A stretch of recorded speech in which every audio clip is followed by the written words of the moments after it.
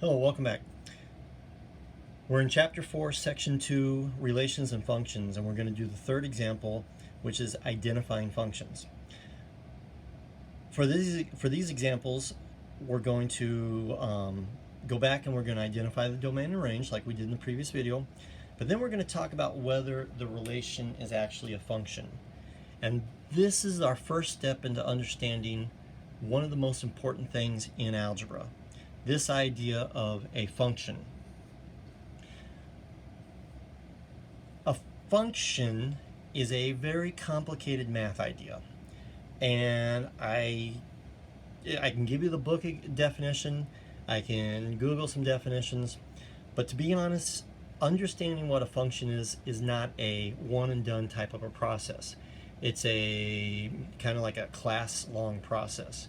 I'm sure that, like, if I was to go to my Algebra 2 classes, or even some of the pre-calc or calculus classes, they're still learning about what functions are. So first of all, take a deep breath. This is just your first time you're going to dip your toe in the water, okay? We're not even going to be swimming, so don't even worry about that. What we're going to explain for now, for this at this time for functions, is that we know that for a relation, sorry, let me start over. You know that for a relation that you have an x that gets paired with a y. Okay, we showed that with a mapping diagram, we showed it with tables. Here's a table. The x gets paired with the y. And we also showed it with graphs. Okay? So one thing about the function is that if you can, let me write while I'm talking, predict what y goes with each x,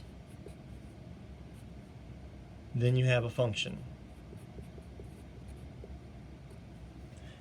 However, that's probably not a good way to describe it. That's the main idea. It's all about predicting. However, that's probably not a good way to describe it. So here's a modified way that the book describes it, and this is how most people learn it. Okay? Another way is to say that each number, or I'm going to say value, in the domain, so these are the x's, is paired or matched or mapped to only one value in the range, which are the y's. I ran out of space, so hopefully you guys can see that. I think you can. All right. If you have a number that's in the domain and it goes with another number for the range and a different number in the range, then it's not a function. We spend a lot of time in class with this, and I try to first introduce it as a game. Unfortunately, we're not going to be able to play the game because it involves audience participation. But one of the things that I mentioned is that one of the things we use to understand this, some things that are excuse me, some things that are functions. So we say, well, what if I give someone's name, and you tell me how many letters are in that name? So if someone is named Becky, and it's spelled B-E-C-K-Y, then there's 5 letters in the name. Becky maps with 5. If you give someone, like, my name is John, that gets mapped with 4. So we play that as a game, right?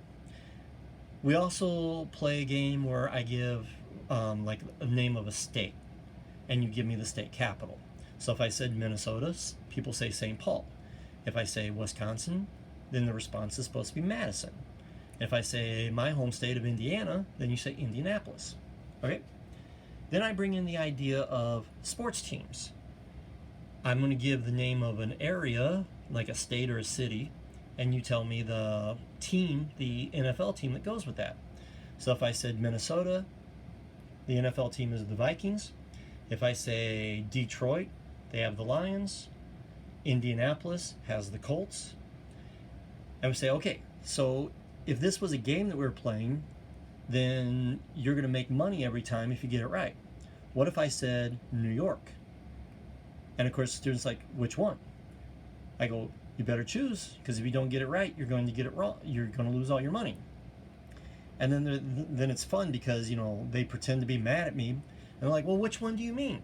Because there's two NFL teams in New York, the Jets and the Giants. So we get into the idea of, if that was a real game that we were playing, then that would not be a fair question.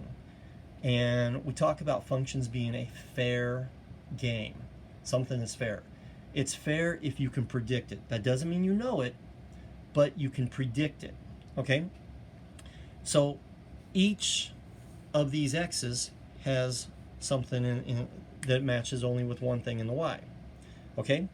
Now, one thing I want to mention is that you can also have a function where the y's have different x's that go to them, which is what's going to happen in this case. That's okay. It's only the x to the y, just like this. And you have to be able to follow the path. So for this problem, the domain is going to be the students. So I'm going to write this. Domain, set bracket, 75, 68, and 125. The number of students. All right? The range is going to be the number of buses that they need for this field trip in the context of the problem. Remember, no repeat, so I don't write 2, 2. I just write a single 2, and then a 3. So now let's see if it's a function. If I have 75 students, do I know how many buses you're going to need? Yes, you're going to have 2 buses, and that's it. This 2 goes with that 75. It doesn't go anywhere else. 68 students is going to have 2 buses. Now, just because both these are 2, that's okay. It's going from the x to the y. 125 goes to 3, so you say, yes, this is a function. Each x value, which represents the students, is paired with only one y value. And again, before I move on to the next one, I want to reiterate, it's okay that you've got more than one y here that are paired up with more, sorry, you've got the same y, I should say, that's paired up with more than one x. That's okay. That's only going to become an issue later when we talk about inverse functions. But we're not there yet. One thing at a time. So I move that up so you can see it. Okay, still talking about giving the domain and the range. And is it a function? So I've got a mapping diagram and I have a graph. Let's do the mapping diagram first. My domain is going to be all the numbers in the first box. So the domain with no repeats, and shouldn't be repeated already, 7, 9, 12, and 15. My range is going to be -7, -1, and 0. The next question is it a function? Well, let's look at it. If I start with 15, do I know where 15 goes? 15 goes to 0 and no place else. 12 goes to -1 and nowhere else. 9 goes to -7 and nowhere else. But you can probably tell by the way I started at the bottom. 7 goes to -1 and 7 also goes to 0. So the answer is no, it is not a function. And the reason why, 7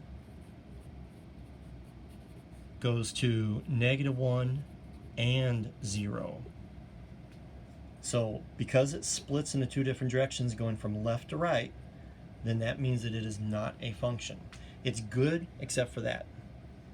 So if that wasn't in there, then everything else would be okay. And the last one, this is another one where I have a shape that shows continuous information, continuous data. So this is filled in all the way, so I have an infinite domain and an infinite range. The domain, because it's infinite, I can't list it like I did last time. So I'm going to start with the smallest x value, which is way over here, going on the left. The smallest x, there's -1, -2, -3, that's -4. The largest x is all the way to the right, 1, 2, 3, 4. And the domain, I write -4 is less than or equal to x is less than or equal to +4. For the range, I'm going up and down now for the y values, so I go all the way to the bottom of the graph, which is at -4. And I know it's confusing because I have -4 here, -4 here, but we're going left to right here and up and down here. The largest x is +4, the largest y is +4, and I write it like this. So now the question is this a function?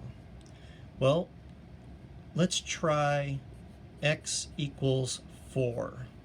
If I say x equals 4, that's right here, and that gets mapped to y equals 0. So far so good. But if I try, x equals, let's say, 0, x equals 0 goes here, so I could get y equals 4, or it goes down here where I get y equals -4. So there's confusion. Does the 0 go to the 4 or does it go to the -4? Since it goes both places, this is not a function. And that's not the only place I could have done that. Let me grab, I have a ruler here. You might remember this from middle school. We have something called the vertical line test, or as I like to call it, the VLT. The vertical line test says, I don't need a ruler. I usually use a ruler when I explain this, but that's okay. The vertical line test says that if you draw a vertical line which goes up or down and it crosses the graph in more than one place, it's not a function. So if I draw a vertical line right here, and notice I tried not to follow one of the blue lines. It crosses here and it crosses here. So this one is not a function. And no matter where I go between here and here, it's going to cross at the top, it's going to cross on the bottom. But it only has to do it once to make it not a function, not in a lot of places. So there's a lot of nuance here and a lot of details that we're going to be discussing. Okay, so please ask questions. The next videos are going to be the practice problems from the from the page right before the homework. And make sure you ask questions in the discussion if you don't understand something.